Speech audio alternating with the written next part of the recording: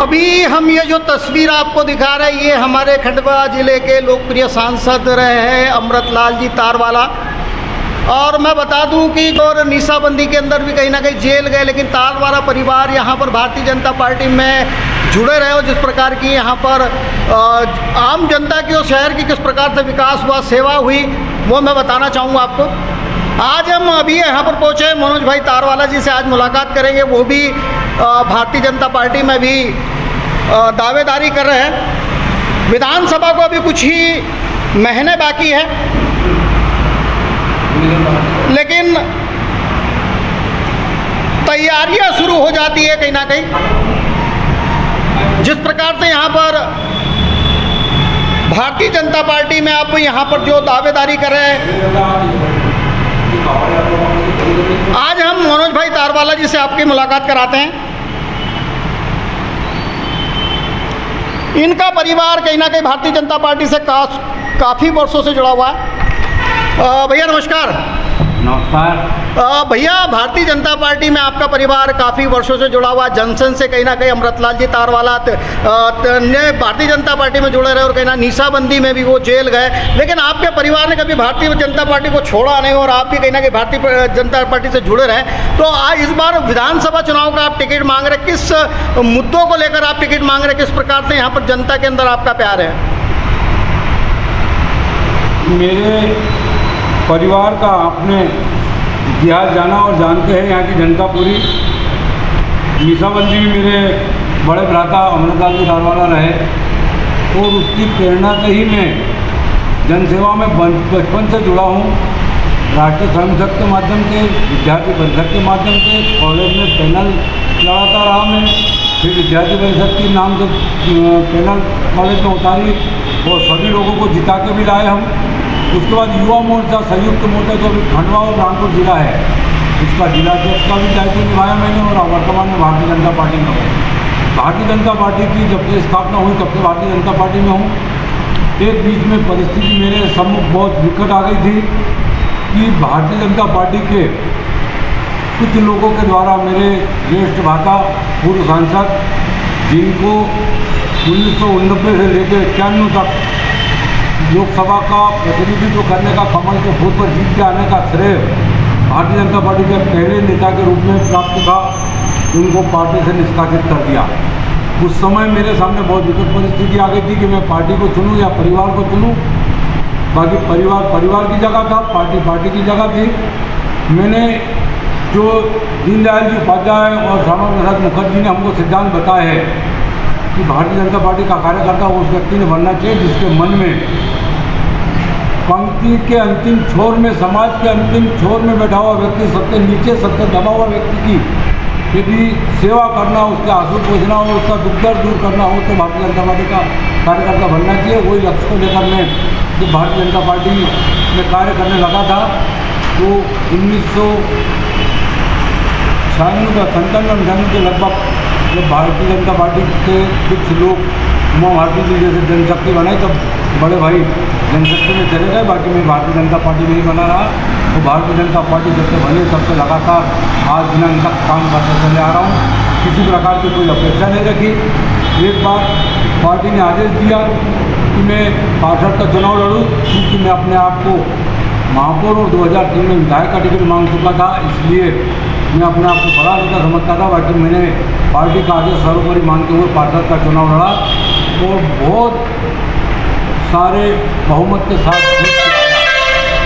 उसके बाद नगर निगम में अल्पमत में भारतीय जनता पार्टी के पार्षद होने के बाद मुझे हमारे उस समय के लोकप्रिय सांसद, भारतीय जनता पार्टी के कद्दावर नेता माननीय नंद कुमार सिंह चौहान और वरिष्ठ लोगों ने अध्यक्ष के चुनाव में फॉर्म भरने को बोला, जबकि 48 में से केवल 16 पार्षद भारतीय जनता पार्टी के थे।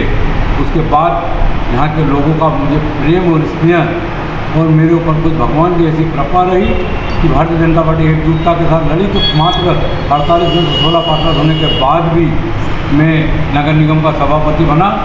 मेरे पहले भारतीय जनता पार्टी का जब से कोई नगर निगम बनी है तब से कोई भी व्यक्ति सभापति के पद पर नहीं बैठ पाया। काफ़ी प्रयास करने के बाद भी और दुर्भाग्यपूर्ण स्थिति यह है कि मेरे बाद भी जो चुनाव हुआ उसमें भारतीय जनता पार्टी का सभापति नहीं बांध पाया। मैं भारतीय जनता पार्टी के एक छोटे से कार्यकर्ता के नाते जो भारतीय जनता पार्टी के नेता और कार्यकर्ताओं ने और यहाँ की जनता ने अभी आप दिलाया, मैं उसका बहुत सारा एहसान मानूँ। अभी आप विधानसभा चुनाव लड़ रहे के मुद्दे क्या रहेंगे, जिस प्रकार से शहर को लेकर या रोजगार को लेकर किस प्रकार के आपके मुद्दे रहेंगे, या जो सरकार की योजना है उन्हीं को लेकर कहीं ना कहीं जनता के बीच में जाएंगे आप? भारतीय जनता पार्टी की केंद्र की सरकार और राज्य की सरकार की अनेक योजनाएं हैं जिसके आधार पर भारतीय जनता पार्टी की जीत निश्चित है। फिर भी मेरे मन में यदि चुनाव लड़ने की इच्छा जाहिर की है मैंने, और चुनाव के उम्मीदवारी अपने पार्टी के वरिष्ठ नेताओं से मांग रहा हूँ, तो मेरा लक्ष्य है कि बुरहानपुर विधानसभा में सबसे पहले बनते के साथ ही एनटीसी की जो ताप्ती मिल बंद है उसको चालू करने का प्रयास करूँगा।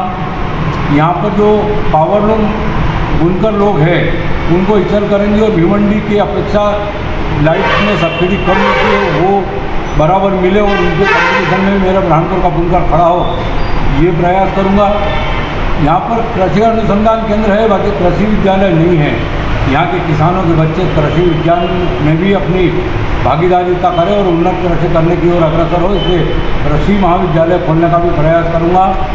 और एक सबसे बड़ा यहाँ के बुरहानपुर महाराष्ट्र के बॉर्डर पर होने के कारण बहुत सारे उद्योग कृषि उपज मंडी टैक्स के कारण मध्य प्रदेश से पलायन करके महाराष्ट्र के बॉर्डर पर बन गए हैं, जिसमें एक ज़माने में कृषि उपज मंडी के टैक्स के कारण यहाँ की सारी चीनी फैक्ट्रियाँ उठ के चली गई, यहाँ की दाल मिलें चली गई, क्योंकि महाराष्ट्र में केवल 50 पैसे कृषि पर टैक्स है। जो कृषि से उत्पन्न माल होता है उसको कृषि उपज मंडी में लाते तो 50 पैसे के लगभग उनका सैकड़े के हिसाब से टैक्स, और मध्य प्रदेश में 1 रुपया 75 पैसे के करीब टैक्स है। 1 रुपया 20 पैसे का जो फर्क है उसके कारण उद्योग धंधे सारे यहाँ से पलायन कर रहे हैं। मैं मेरी सरकार के वरिष्ठ लोगों से, वरिष्ठ पार्टी के पदाधिकारियों से बात करके ये टैक्स भी कम कराने का प्रयास करूँगा, ताकि मेरा बुरहानपुर वापस हरा भरा हो, मेरा बुरहानपुर वापस उद्योगों को और अग्रसर हो और यहाँ के युवा और कोई न जाते हुए बुरहानपुर में ही रोजगार प्राप्त करें। कहीं ना कहीं लगता भी है कि भारतीय जनता पार्टी में बुरहानपुर जिले में अक्सर गुटबाजी देखने को मिलती है, उसको लेकर क्या कहेंगे आप? गुटबाजी हो रही है तो किस प्रकार से आप चुनाव लड़ रहे, किस प्रकार से साथ मिलेगा? क्योंकि गुटबाजी होगी तो कहीं ना कहीं आप समझते किस प्रकार की स्थिति होती है? ये आपका देखने का नज़रिया है कि गुटबाजी का मसाला कांग्रेस में हुआ करता है। बुरहानपुर का कोई एक ऐसा आंदोलन बता दो जिसके अंदर भारतीय जनता पार्टी के शीर्ष नेतृत्व ने आदेश किया हो और हमारे छोटे से अदने से बूथ के कार्यकर्ता से लगा के जिले के वरिष्ठ कार्यकर्ता उपस्थित नहीं हुए। हर कार्यक्रम में हर तरह के कार्यकर्ता उपस्थित होकर अपना योगदान देते हैं, और रहा सवाल उम्मीदवारी का, सब अपने अपनी उम्मीदवारी जता रहे हैं। उम्मीदवार तय होने के बाद सबका एक ही लक्ष्य है कि यहाँ से भारतीय जनता पार्टी का विधायक बन के बहुमत से बनने वाली मध्य प्रदेश में भारतीय जनता पार्टी की सरकार में प्रतिनिधित्व करें। किस प्रकार की तैयारी चल रही है आपकी? भारतीय जनता पार्टी के कार्यकर्ताओं को कोई विशेष तैयारी करने की आवश्यकता नहीं होती। 3 साल के 365 दिन भारतीय जनता पार्टी का कार्यकर्ता मेहनत करते रहता पार्टी के लिए, क्योंकि उसके दिमाग में एक ही बात है कि अंतिम छोर में बैठे हुए व्यक्ति का अपने को ऊपर उठाना है और राष्ट्र को परम वैभव पर ले जाना है। इसलिए लगातार कार्य करता रहता है। इसीलिए हमारे हर मतदान केंद्र पर हर बूथ के अध्यक्ष बने हुए हैं। बूथ के अलावा वोटर लिस्ट के पन्ने का प्रमुख भी बना हुआ है, यानी एक कार्यकर्ता के हिस्से में केवल 5 या 6 मकान आते हैं और उसके पीछे लगातार पार्टी की गतिविधियाँ चलती रहती है। इसलिए विशेष चुनाव को दृष्टिगत रखते हुए कोई तैयारी करने की मैं नहीं समझता कि आवश्यकता है। भैया एक सवाल और पूछूंगा, कितने प्रतिशत दावेदारी आपकी पक्की मानी जा रही है? किस प्रकार से आप देख रहे हैं? तो प्यार तो देख ही रहे हैं लोगों के अंदर आपके, जिस प्रकार के आप कार्यक्रमों को संचालित कर रहे हैं या लोग आपसे जुड़ रहे हैं, लेकिन कितने प्रतिशत माने हम कि आपकी दावेदारी पक्की है? ये प्रतिशत वगैरह तो मेरी निगाह में कुछ होता नहीं है, और ये यदि होता भी हो तो कोई दुनिया में ऐसा व्यक्ति नहीं पैदा हुआ कि जिसको अपनी पीठ दिखती हो। सबको अपना सामना दिखता है, मुझे भी अपना सामना दिख रहा है। बाकी मेरी पीठ पीछे की क्या परिस्थिति है मुझसे अच्छी तरह आप जानते हैं। तो क्या लगता है इस बार विधानसभा चुनाव में हमको मनोज जी तारवाले जी का नाम कहीं ना कहीं गूंजते नजर आएगा? मैं अपनी ओर से पूरे प्रयास कर रहा हूँ, और पार्टी ने मुझे दायित्व दिया तो पूरी ईमानदारी के साथ प्रयास करूँगा कि भारतीय जनता पार्टी का बुरहानपुर विधानसभा से कमल का फूल खिल के जाए और मैं उनके यहाँ की बुरहानपुर विधानसभा की जनता की ईमानदारी के साथ सेवा करूँ। तो ये हमारे साथ में मनोज तारवाला जी थे। आज हमसे इनसे मुलाकात की। विधानसभा चुनाव का कुछ ही महीने बाकी है, लेकिन अब बहुत तैयारियां जोरों शोरों पे चल रही है। तो जिस प्रकार से अब दावेदारियां कई लोग कर रहे हैं, लेकिन आने वाला समय बताएगा। विधानसभा